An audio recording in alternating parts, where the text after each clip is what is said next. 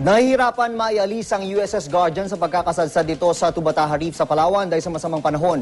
Posibleng nadagdagan pa ang pinsala sa reef dahil pumihit ang posisyon ng barko. Pero kailangan pang matapos ang investigasyon bago tayo maaring makahingi ng danyos. May ulat on the spot si Cedric Castillo. Cedric?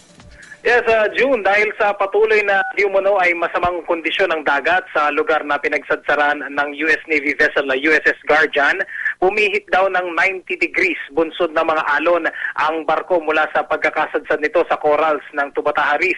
Ito ay ayon kay Commodore Joseph Peña, Commander ng Naval Forces West ng Philippine Navy.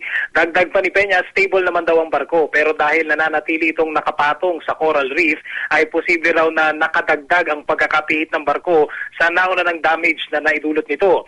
Pero paglilinaw rin ni Peña, hindi pa tiyak sa ngayon ang kabuuang pinsala at kailangan pang hintayin matapos itong assessment na isinasagawa sa area ng mga kawani naman ng US Navy.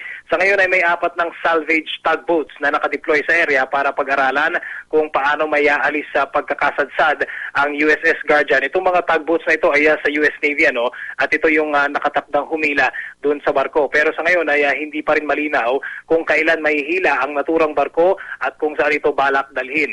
3 barko naman ng Philippine Navy at ilang Philippine Coast Guard na barko ang nakaistasyon na rin sa lugar, kabilang sa idineploy ng ating pamahalaan ay ang Oil Spill Response Team ng Navy, bagaman wala naman daw senyales ng pagtagas ng langis.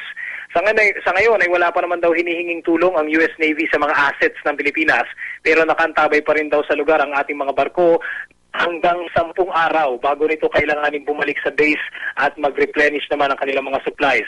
So, June, sinabi ni Yusek Edilberto Adan, ang Executive Director ng Presidential Commission on the Visiting Forces Agreement, na nakikipag-coordinate ang iba't ibang concerned agencies at US Navy para sa pinakaligtas at pinakaayos na paraan na maiaalis ang USS Guardian. Kailangan din daw matukoy kung bakit naging inaccurate sa navigation system ng mga barko ng US Navy at dumaan sa Tubataha Reef na isang protected site. Mula rito sa Palawan, yan muna ang latest. Balik mo na sa inyo, June. Maraming salamat, Cedric Castillo.